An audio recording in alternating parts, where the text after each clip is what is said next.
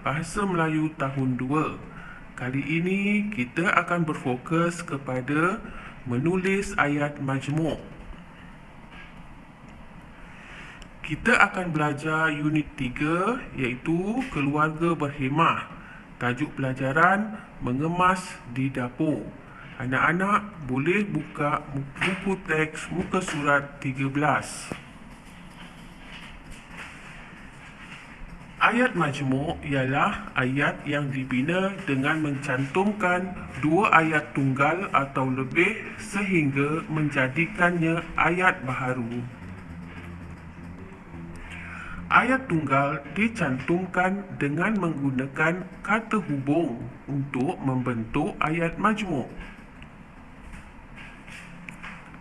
Kata hubungnya ialah sambil, atau, dan, lalu, kerana dan banyak lagi.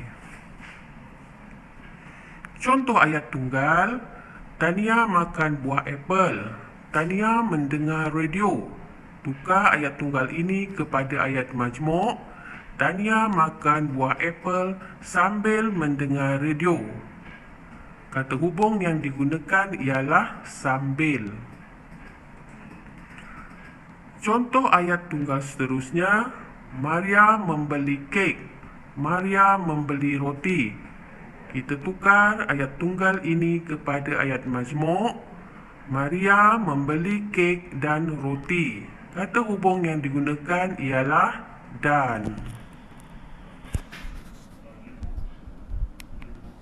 Okey, cuba lihat buku teks muka surat 13 ya.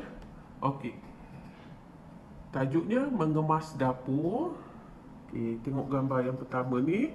Hana dan Hani membantu ibu di dapur. Ini adalah ayat majmuk sebab menggunakan kata hubung dan. Kalau dia hanya Hana membantu ibu di dapur, itu adalah ayat tunggal. Sebab tak ada kata hubung ya. Seterusnya, mereka membersihkan dapur supaya serangga perosak seperti lipas dan lalat tidak membiak di situ. Ada kata hubung supaya, maka ia adalah ayat majmuk. Gambar ini pula hanya ada perkataan saja. Kita akan membina ayat majmuk ya. Dengar ayat cikgu ya.